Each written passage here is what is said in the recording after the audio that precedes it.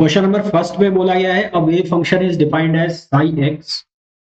Wave function is defined as psi x और psi x की value है a cos x for mod of x less than equals to pi by two. Psi x is equals to zero otherwise, यानी कि आपको जो boundary condition दे रखी है तो बाउंड्री कंडीशन ये दे रखी है कि साई cos x और ये जो x की वैल्यू है ये पाई by to minus pi by two से और कहाँ तक है प्लस पाई बाई टू, और उसके अलावा जो साई एक्स है वो जीरो है अदरवाइज, है ना। आपको क्या निकालना है, आपको निकालना है नॉर्मलाइजेशन कांस्टेंट।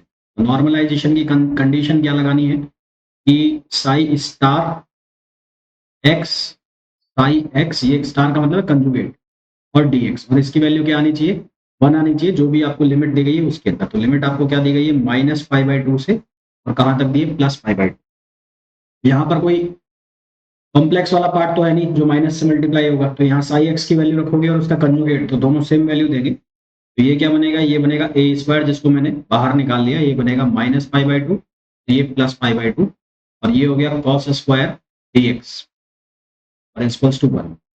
कॉस स्क्वायर को आप कन्वर्ट कर दो, आप किसमें, कॉस 2x इक्वल्स टू होता है 2 कॉस स्क्वायर x माइनस 1।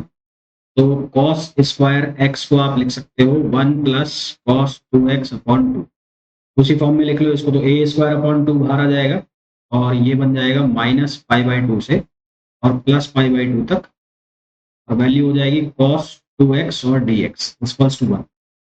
इसको जब आप सिंप्लीफाई करोगे, इसको सिंप्लीफाई करोगे तो यहाँ से आपको आंसर मिलेगा पाई, है ना। तो ये वैल्यू जो बनेगी वो बनेगी a square by two into pi. अब ये मेरे हिसाब से सॉल्व कर सकते हो, इतना तो मैं एक्सपेक्ट करता हूँ कि कर लोगे आराम से। तो यहाँ से ए की जो वैल्यू आएगी वो आएगी अंडर रूट 2 अपॉन पाई। इसका जो करेक्ट ऑप्शन आ जाएगा वो आ जाएगा ए। ठीक है, वीडियो में आगे कंटिन्यू करूं उसके पहले आप लोगों को एक इन्फॉर्मेशन देना चाहूंगा। यदि आप लोग प्रिपरेशन कर रहे हैं सीयूईटी पीजी 2025 फिजिक्स एग्जाम के लिए, तो उसके लिए आप बैच ज्वाइन कर सकते हैं मंजिल 2025 सीयूईटी पीजी और फिजिक्स एग्जामिनेशन। इस बैच में आपको लाइव प्लस रिकॉर्डेड क्लास मिलेंगी, साथ ही साथ 1000 प्लस प्रैक्टिस क्वेश्चंस भी मिलेंगे।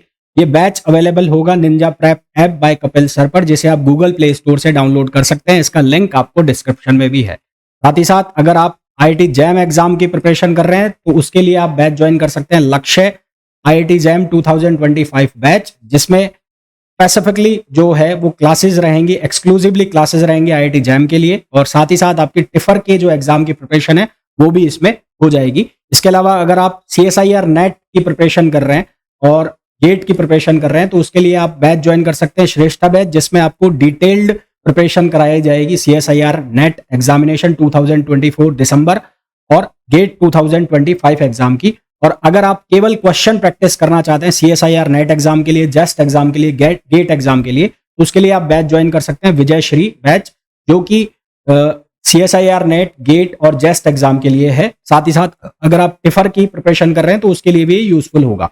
इस बैच में आपको 1200 प्लस क्वेश्चंस, साथ ही साथ फॉर्मूला रिवीजन भी कराए जाएंगे। ये सभी बैच आपको अवेलेबल होंगे Ninja prep app by Kapil sir पर, जिसे आप गूगल प्ले स्टोर से डाउनलोड कर सकते हैं, एज वेल एज लिंक जो है इसका वो भी डिस्क्रिप्शन में दिया हुआ है। नेक्स्ट क्वेश्चन पे आओ। ये भी कुछ सेम सा ही क्वेश्चन है, यहाँ पर भी नॉर्मलाइजेशन कांस्टेंट की वैल्यू निकालनी। तो सबसे पहले वही कंडीशन लगानी है। यहाँ पर हो जाएगा माइनस एल बाई टू से प्लस एल बाई टू, और ये बन जाएगा ए स्क्वायर और ये बनेगा sine square N pi x on L और डी एक्स। अब यहाँ पर cos 2x का ही फॉर्मूला लगेगा, पर वो साइन वाला लगेगा, 1 माइनस 2 साइन स्क्वायर एक्स वाला वो फॉर्मूला लगेगा। इसको जब सिंप्लीफाई करोगे तो ये पहले तो फॉर्मूला बना लो, माइनस एल बाई टू से एल बाई टू ना, तो इसका जो फॉर्मूला बनेगा वो क्या बनेगा 1 माइनस, और ये बनेगा cos 2 बन जाएगा यहाँ 2n पाई एक्स ओवर एल और ओवर 2 और dx, ये फॉर्मूला बनेगा इसका ना। तो यहाँ पर n पाई एक्स अपॉन एल है, cos 2 से तो आएगा ना ये।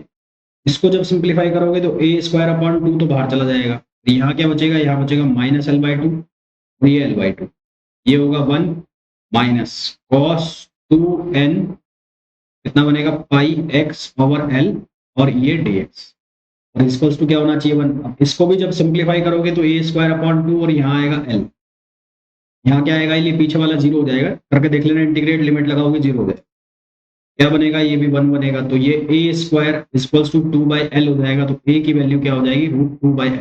अब इतने बड़े बड़े करने की बजाय आपको ये छोटे छोटे याद रखने पड़ेंगे कि इनका आंसर क्या आता है।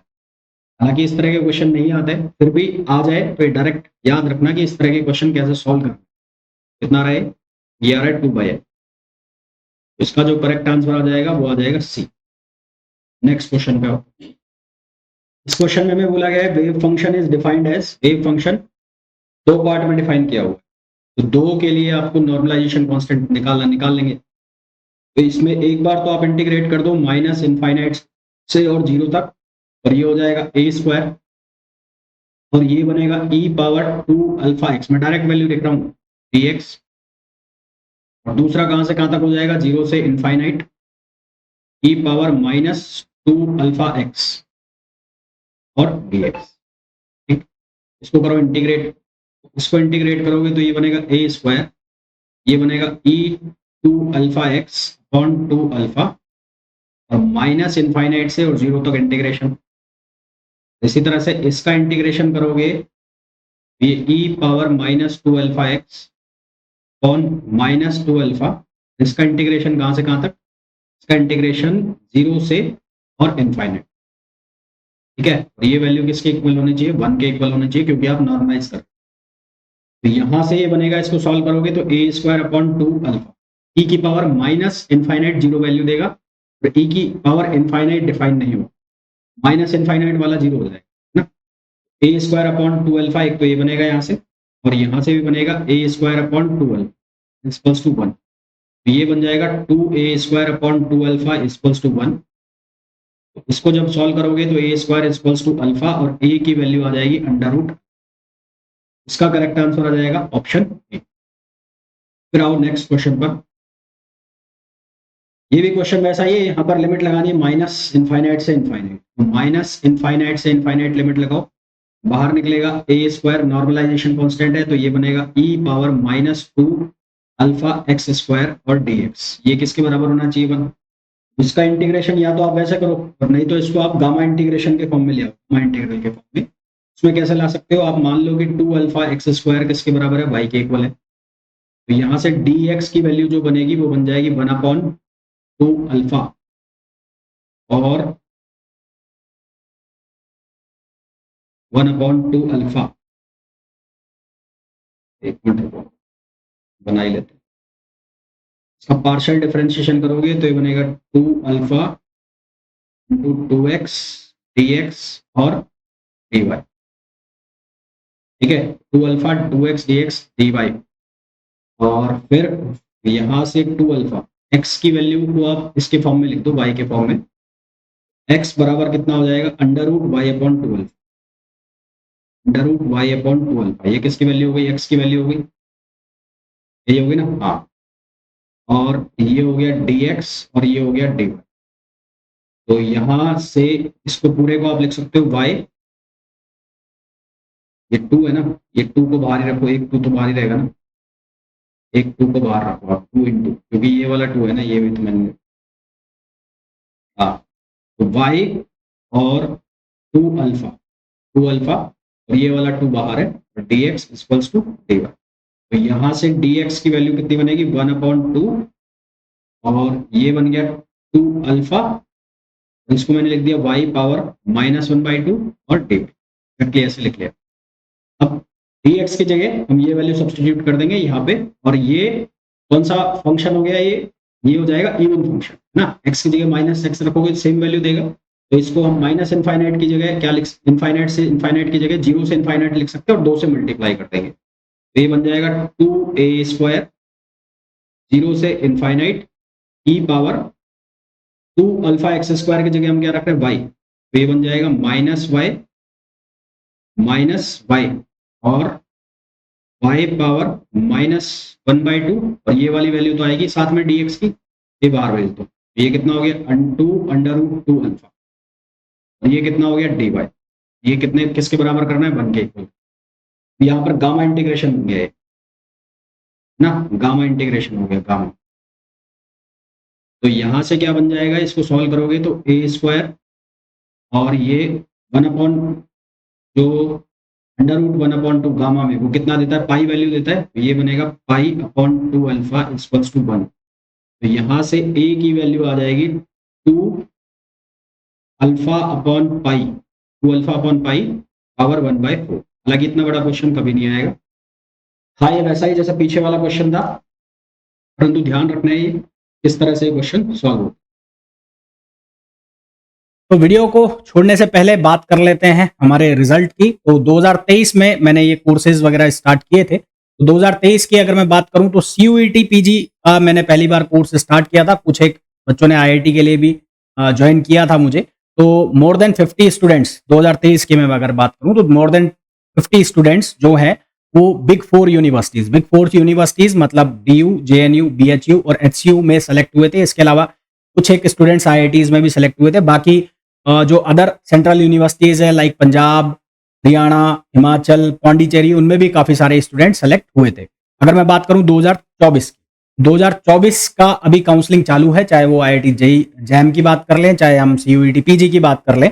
फिर भी अगर मैं अभी तक जो मेरे पास अपडेट है उसकी मैं बात करूं तो अभी तक DU का जो भी रिजल्ट आया है उसके अंदर DU के अंदर 5 स्टूडेंट अभी तक सेलेक्ट हो चुके हैं, 2 स्टूडेंट JNU के अंदर सेलेक्ट हो चुके हैं, 4 स्टूडेंट पंजाब में, 5 स्टूडेंट BHU में सेलेक्ट हो चुके हैं, 4 पांडिचेरी में सेलेक्ट हो चुके हैं। इसके अलावा 4 से 5 स्टूडेंट्स जो हैं वो IIT JAM के थ्रू IIT बॉम्बे में, IIT दिल्ली में और IIT कानपुर में सेलेक्ट हो चुके हैं। तो अगर आप लोग भी प्रिपेयर कर रहे हैं IIT JAM एग्जाम के लिए या CUET PG एग्जाम के लिए तो आप ये ऐप जो है Ninja prep app by Kapil sir, जिसका इंटरफेस आपको कुछ इस तरह से दिखाई देगा और जिसे आप गूगल प्ले स्टोर से डाउनलोड कर सकते हैं, वहां आप इस ऐप को ज्वाइन कर सकते हैं। इस ऐप में आपको CUET PG के लिए 2 कोर्स मिल जाएंगे अभी।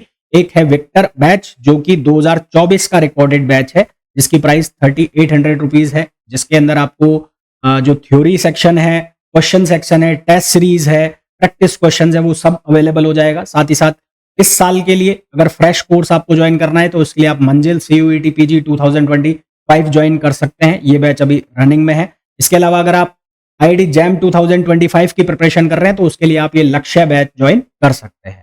तो होपफुली ये जो वीडियो है आप लोगों के लिए बहुत यूजफुल रहा होगा। वीडियो को छोड़ने के पहले प्लीज वीडियो को लाइक जरूर करें, चैनल को सब्सक्राइब नहीं किया है चैनल को सब्सक्राइब करें और वीडियो को शेयर जरूर करें।